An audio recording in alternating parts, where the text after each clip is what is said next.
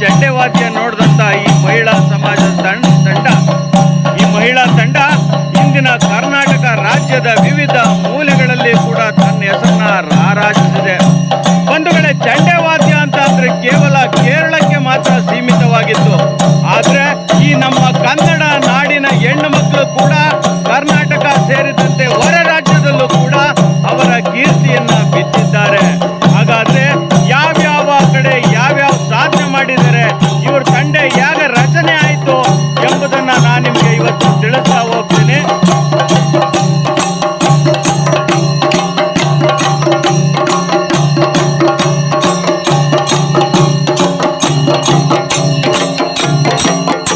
ಈ ಚಂಡೆವಾದ್ಯ ಅನ್ನೋದು ಕೇವಲ ಕೇರಳದಲ್ಲಿ ಇರುವಂಥದ್ದು. ನಾವು ಕರ್ನಾಟಕದಲ್ಲಿ ತಗೊಂಡಾಗ ಚಂಡೆವಾದ್ಯ ಬರಲ್ಲ. ಆದರೆ ಕರ್ನಾಟಕ ನಾಡಿನ ಹೆಣ್ಣು ಮಕ್ಕಳು ನೀವು ತುಂಬ ಕಡೆ ಈ ಕಾರ್ಯಕ್ರಮವನ್ನು ಮಾಡಿದ್ದೀರಾ. ಮತ್ತೆ ತುಂಬ ಜನ ನಿಮ್ಮನ್ನ ಕಾರ್ಯಕ್ರಮಗಳಿಗೆ ಕರೆಸಬೇಕು ಅಂತ ಹೇಳಿ ಅಟಕ್ ಬಿದ್ದಿದ್ದಾರೆ. ಹಾಗಾದ್ರೆ ಹೇಗೆ ಇವೆಲ್ಲ ಸಾಧನೆ ಆಯ್ತು ಎಂಬುದನ್ನ ನೀವು ಹೇಳ್ಬೋದಲ್ಲ?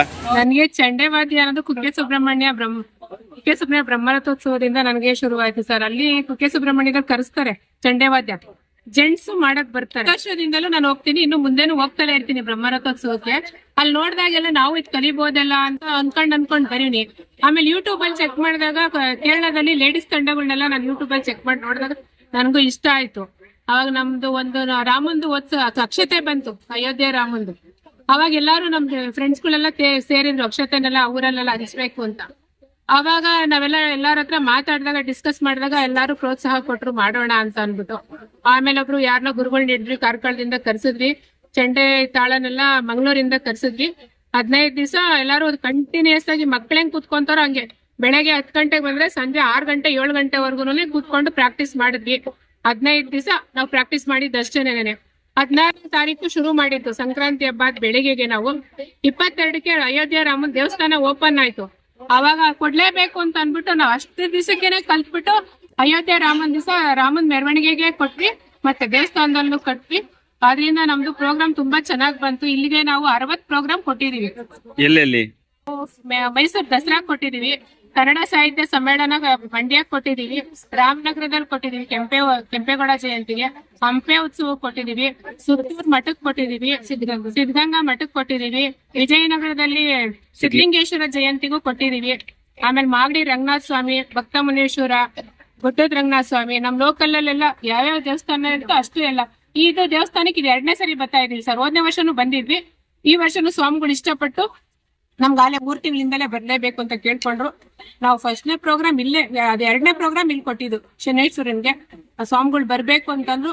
ಶನೇಶ್ವರ ಸ್ವಾಮಿಗೆ ಸೇವೆ ಮಾಡಕ್ಕೆ ಅಂತ ಇವತ್ತು ಬಂದಿದ್ದೀವಿ ಸರ್. ಅಲ್ಲ, ಹೆಣ್ಮಕ್ಳು ಈ ಸಾಧನೆ ಮಾಡಿರೋದು ತುಂಬಾ ಸಂತೋಷದ ವಿಚಾರ. ಆದ್ರೆ ನಿಮ್ಗೆ ಇವರೆಲ್ಲ ಏನೋ ಈ ತಂಡ ಇದೆ, ಈ ತಂಡ ಸಂಪೂರ್ಣವಾಗಿ ಬೆಂಬಲ ಕೊಟ್ಟು ನೀವು ಇವತ್ತು ಬೆಂಬಲ ಕೊಟ್ಟಿರೋದಕ್ಕೆ ನಾವು ಮಾಡಕ್ಕಾಗದು ಸರ್. ಇಲ್ಲ ಅಂದ್ರೆ ಒಬ್ರಿಬ್ರು ಕೈನಲ್ಲೆಲ್ಲ ಮಾಡಕ್ಕಾಗಲ್ಲ. ಇದು ನಾನು ಯಾವಾಗ್ಲೂ ಅದೇ ಹೇಳ್ತೀನಿ ನಮ್ ಟೀಮ್ನವ್ರಿಗೆ. ಯಾವ್ದೇ ಒಂದ್ ಪ್ರೋಗ್ರಾಮ್ ಆದಾಗ ಏನೋ ಒಂದ್ಸರಿ ಒಬ್ರು ಮಿಸ್ ಆಗ್ತೀವಿ ಅಂದ್ರೆ ಆಗ್ಬೇಡ್ರಮ್ಮ, ಎಲ್ಲಾರು ಮಾಡ್ಬೇಕು ಅಂತಲೇ ನಿಮ್ದು ಏನೇ ಕಷ್ಟ ಇದ್ರು ಬದುಕಿಟ್ಟು ಇದಕ್ಕೋಸ್ಕರ ನಿಂತ್ಕೊಳ್ಳಿ. ಏನೋ ಒಂದ್ ಇಷ್ಟಪಟ್ಟು ಎಲ್ಲೋ ಇದ್ದಿದ್ ನಾವ್ ಇಲ್ಲಿಗೆ ತಗೊಂಬಂದಿದೀವಿ, ಅದನ್ನ ನೆಡ್ಸ್ಕೊಂಡ್ ಹೋಗೋಣ ಅಂತ ಹೇಳಿದೀವಿ. ಚೆನ್ನಾಗಿ ಬೆಳ್ಕೊಂಡ್ ಹೋಗ್ತಾ ಇದೆ, ಎಲ್ಲಾರು ಇಷ್ಟಪಡ್ತಾ ಇದಾರೆ. ನಮ್ಗೆ ಮನೆಯಲ್ಲೂ ಹಂಗೆ ಪ್ರೋತ್ಸಾಹ ಕೊಟ್ಟಿದ್ದಾರೆ ಸರ್. ಯಜಮಾನ್ರಿರ್ಬೋದು, ಮಕ್ಳುಗಳಿರ್ಬೋದು, ಮನೇಲಿ ಇರೋರೆಲ್ಲ ಫಸ್ಟ್ ಅವ್ರು ಪ್ರೋತ್ಸಾಹ ಕೊಟ್ರೆ ನಾವು ಬಂದ್ ಇಲ್ಲಿ ಮಾಡಕ್ಕಾಗೋದು. ಅವ್ರು ಬೇಡ ಅಂದ್ರೆ ನಾವು ಬೇಜವಾಬ್ದಾರಿಯಿಂದ ಬಂದ್ರೆ ನಾವ್ ಇಲ್ಲಿ ಖುಷಿಯಿಂದ ಮಾಡಕ್ಕಾಗಲ್ಲ. ಅವ್ರು ಎಲ್ಲಾರು ಖುಷಿಯಿಂದ ಮನೆಯಿಂದ ಕಳ್ಸಿದ್ದಾರೆ ಸರ್. ಮೊದಲನೇದು ಅವ್ರ ಪ್ರೋತ್ಸಾಹ. ನಾವ್ ಅವ್ರನ್ನ ಕೇಳ್ಕೊಂಡು ಮಾಡಿ ಇಂದಿಕ್ಕೆ ನಾವೆಲ್ಲರೂ ಮುಂದೆ ಕಾಲಿಟ್ರು. ನಿಮ್ದು ಯಾವ ಊರು ಅಂತಾನೆ ಹೇಳಲಿಲ್ಲ. ನಮ್ದು ಕುದೂರು, ಮಾಗಡಿ ತಾಲೂಕು, ರಾಮನಗರ ಡಿಸ್ಟಿಕ್. ಎಲ್ಲಾರು ಕುದೂರ್ನವ್ರೇನೆ, ಎಲ್ಲಾರು ಗೃಹಿಣಿಯರು. ಆದ್ರೂ ಎಲ್ಲಾರು ಒಂದೊಂದ್ ಏನೋ ಒಂದ್ ಇದು ಚಂಡೆ ಇಲ್ಲ ಅಂದಾಗ ಬೇರೆ ಏನೇನೋ ಒಂದೊಂದ್ ನಾವು ಮಾಡ್ತೀವಿ. ನಮ್ದು ಒಂದ್ ಅಂಗಡಿ ಐತೆ, ಇವ್ರು ಹಾಸ್ಪಿಟಲ್ ನಲ್ಲಿ ಕೆಲಸ, ಅವ್ರ ಯಜಮಾನ್ರು ಆರ್ಮಿನಲ್ಲಿ ಅವ್ರೆ, ಇವರು ಧರ್ಮಸ್ಥಳ ಸಂಘದಲ್ಲಿ ಕೆಲಸ ಮಾಡ್ತಾರೆ. ಪ್ರತಿಯೊಬ್ರು ಒಂದೊಂದ್ ಕೆಲಸ ಮಾಡ್ತಾರೆ ಸರ್. ಸುಮ್ನೆ ಟೈಮ್ ವೇಸ್ಟ್ ಮಾಡಿ ಟಿವಿ ಮುಂದೆ ಕೂತ್ಕೊಂಡು ಟೈಮ್ ವೇಸ್ಟ್ ಮಾಡೋರು ನಮ್ ಟೀಮ್ ಅಲ್ಲಿ ಇಲ್ಲ. ನಾವು ಫಸ್ಟ್ ಆಫ್ ಆಲ್ ಆ ತರ ಸೋಂಬೇರಿ ಜನಗಳನ್ನ ನಾವು ತಗೊಳಲ್ಲ ಸರ್. ರೀಲ್ಸ್ ನೋಡ್ಕೊಂಡು ಕಾಲ ಕಳಿಯೋದ್ ಬಿಡ್ಲು ಚಂಡೆ ಮಾಡೋದು. ಹೌದು ಸರ್. ಬೇರೆ ಟೈಮಲ್ಲೂ ಏನಾದ್ರೂ ಒಂದ್ ದುಡಿಬೇಕು, ದುಡಿದ್ ಮಕ್ಕಳಿಗೆ ಯಜಮಾನ್ರಿಗಾದ್ರೂ ಒಂದು ನಾವು ಸಹಾಯ ಮಾಡ್ಬೇಕು. ಹಾ ಸರ್, ಅದು ನಮ್ಮ ಆಸೆ. ಓಕೆ, ನೋಡೋಣ ಈಗ ನಿಮ್ಮ ತಂಡದ ಸದಸ್ಯರು ಏನ್ ಹೇಳ್ತಾರೆ ಈ ಕಾರ್ಯಕ್ರಮದ ಬಗ್ಗೆ. ಮೇಡಮ್, ನಿಮ್ಮ ಹೆಸರು ಹೇಳಿ. ಏನ್ ಅನ್ಸುತ್ತೆ ಇಲ್ಲಿ ನಿಮ್ಗೆ ಮಾಡೋದಕ್ಕೆ? ಸರ್, ಮನೆಯಲ್ಲಿ ಅಂದ್ರೆ ನಾವ್ ಇವಾಗ ಗೃಹಿಣಿಯರಾಗಿದ್ರು ಮನೇಲಿ ನಾವ್ ಇದ್ದು ಸುಮ್ನೆ ಟಿವಿ ನೋಡ್ಕೊಂತ ಮೊಬೈಲ್ ನೋಡ್ಕೊಂತ ಕುತ್ಕೊಳ್ಳೋದ್ರ ಬದಲು ನಮ್ಮ ಮನೇಲೆಲ್ಲ ಪ್ರೋತ್ಸಾಹ ಕೊಟ್ರು. ಆಂಟಿ ಹೇಳಿದ್ರು ನಮ್ಗೆ ಈ ತರ ಮಾಡೋಣ ಅಂತ. ನಾನು ಮಧ್ಯದಲ್ಲಿ ಬಂದು ಸೇರ್ಕೊಂಡಿದ್ದು. ಬಟ್ ತುಂಬಾ ಚೆನ್ನಾಗಿ ನನಗೆ ಹೇಳ್ಕೊಡೋದಾಗ್ಲಿ ಇನ್ನೊಂದಾಗ್ಲಿ ಪ್ರತಿಯೊಂದು ಚೆನ್ನಾಗಿ ಸಪೋರ್ಟ್ ಮಾಡ್ಕೊಂಡು ಚೆನ್ನಾಗಿ ನೋಡ್ಕೊಂಡು. ಆಮೇಲೆ ಏನ್ ಹೇಳ್ಬೇಕು ಸರ್ ಅಂದ್ರೆ ನಾನು ಇವಾಗ ಹೆಂಗಸ್ರುಗಳು ಸುಮ್ನೆ ಅವ್ರ ವಿಷಯ ಇವ್ರ ವಿಷಯ ಸುಮ್ನೆ ಕೂತ್ಕೊಂಡು ಎಲ್ಲ ಬುರ್ಡೆನಲ್ಲಿ ಇಟ್ಕೊಂಡ್ ಕೂತ್ಕೊಂತಾರೆ, ಮೈಂಡ್ ಫ್ರೆಶ್ ಆಗಿಲ್ಲ. ನಾವ್ ಇದಕ್ ಬಂದಾಗಿಂದಲೂ ಪ್ರತಿಯೊಬ್ರು ಸರ್ ತುಂಬಾ ಆರೋಗ್ಯವಾಗೇ ಇದ್ದಾರೆ ಸರ್. ಅದನ್ನ ನಾನು ಕೇಳಕ್ ಇಷ್ಟಪಡ್ತೇನೆ ಸರ್. ಅದನ್ನ ಡಾಕ್ಟರ್ ನೀವು ಇಲ್ಲ ಸರ್, ನರ್ಸಾ? ಆನ್ಲೈನ್ ವರ್ಕ್ ಮಾಡ್ತಿದ್ದೀನಿ. ನಮ್ಗೆ ನಿಜವಾಗ್ಲೂ ಹೇಳ್ಬೇಕಂದ್ರೆ ಇದ್ರಲ್ಲಿ ತುಂಬಾ ಅಂದ್ರೆ ತುಂಬಾನೇ ನೆಮ್ಮದಿ ಸಿಗ್ತಿದೆ ಸರ್. ನನ್ಗೆ ಚಿಕ್ಕ ಪಾಪು ಇದ್ದಾನೆ, ಅವನ್ಗೂ ಇದ್ರಲ್ಲಿ ತುಂಬಾ ಆಸಕ್ತಿ ಇದೆ. ಅವನ್ಗೋಸ್ಕರನೇ ನಾನು ಇದನ್ನ ಕಲ್ತಿದ್ದು, ಅವನ್ಗೋಸ್ಕರನೇ ನಾನು ಇದ್ ಮಾಡ್ತಾ ಇದ್ದೀನಿ. ಅವನ್ಗೂ ಇದನ್ನ ಕಲ್ಸ್ಬೇಕು ಅಂತ ನನಗೆ ತುಂಬಾ ಆಸೆ ಇದೆ ಸರ್.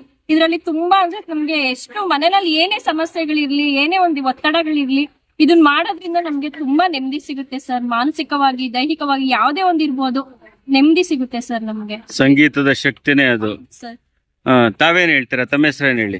ಸವಿತಾ ಅಂತ. ನಾವೆಲ್ಲ ಇದಕ್ ನಮ್ಗೆ ನಮ್ಮ ಅಕ್ಕ ಇಂದ್ರಕ್ಕೂ ನಾವು ತುಂಬಾನೇ ನಮ್ ಖುಷಿ. ಅವ್ರಿಗೆ ನಮ್ಗೆ ಈ ಕಲೆ ಅಂದ್ರೆ ಏನು ಅಂತ ಗೊತ್ತಿರ್ಲಿಲ್ಲ ಸರ್. ಅವರಿಂದಾನೇ ಈ ಕಲೆಯನ್ನ ಗುಡ್ಸಿ ನಮ್ಗೆ ಹೇಳ್ಕೊಟ್ಟಿದ್ದಾರೆ. ನಮ್ಗಂತೂ ಈ ಬಂದ್ರೆ ಪ್ರೋಗ್ರಾಮ್ ಬಂದ್ರೆ ನಮ್ಗೆ ಮೈಂಡ್ ಎಲ್ಲಿ ದೇವರ ಹತ್ರ ನಿಂತ್ಕೊಂಡ್ರೆ ನಮ್ ಮೈಂಡ್ ಹೆಂಗಿರುತ್ತೆ ಅಂದ್ರೆ ನಾವ್ ಏನ್ ಗೊತ್ತಾಗಲ್ಲ ಸರ್. ತುಂಬಾ ಖುಷಿ ಆಗುತ್ತೆ ಸರ್. ನಿಮ್ ತಂಡದಲ್ಲಿ ಹೊಸಬ್ರು ಯಾರು ಇತ್ತೀಚೆಗೆ ಅಡಿಷನ್ ಸೇರ್ಕೊಂಡಿದ್ದಂತವ್ರು? ಬನ್ನಿ ಮುಂದೆ ಬನ್ನಿ. ನೀವು ಹೊಸಬ್ರು ಇತ್ತೀಚೆಗೆ ಬಂದಿದ್ದೀರಾ, ಏನ್ ಅನ್ಸುತ್ತೆ? ತುಂಬಾ ಖುಷಿ ಆಗುತ್ತೆ. ಯಾವ ತರ ಖುಷಿ ಹೇಳಿ? ಎಲ್ಲ ಹೇಳ್ಕೊಡ್ತಾರೆ, ಹಿಂಗೆಲ್ಲ ಹಿಂಗ್ ಮಾಡು ಅಂತ ಹೇಳ್ಕೊಡ್ತಾರೆ, ಅದಕ್ಕೆ ಖುಷಿ ಇದೆ. ಅಲ್ಲ, ಊರ್ನಲ್ಲಿ ಬೇರೆಯವರು ಎಲ್ಲ ಯಾವ ತರ?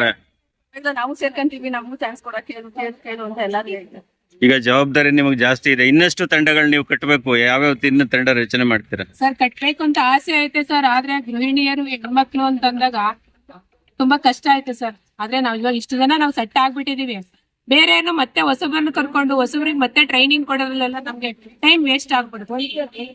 ಸ್ವಲ್ಪ ಕರ್ಕೊಂತೀವಿ ಆದಷ್ಟುನುನೆ, ತುಂಬಾ ಜನ ಅನ್ಕ ಕರ್ಕೊಂಡ್ ಮಾಡಕ್ ಕಷ್ಟ. ಇವಾಗ ಒಂದು ಟಿ ಗಾಡಿನಲ್ಲಿ ಇಡ್ಸೋದೇ ನಮ್ಗೆ 13 ಜನ, ನಮ್ ಇದು ಅಷ್ಟೇ. ಅದಕ್ಕಿಂತ ಜಾಸ್ತಿ ತಗೊಂಡು ಇನ್ನೊಂದು ಗಾಡಿ ಮಾಡ್ಬೇಕು, ಅದೆಲ್ಲ ನಮ್ಗೆ ಪ್ರಾಬ್ಲಮ್ ಆಗುತ್ತೆ.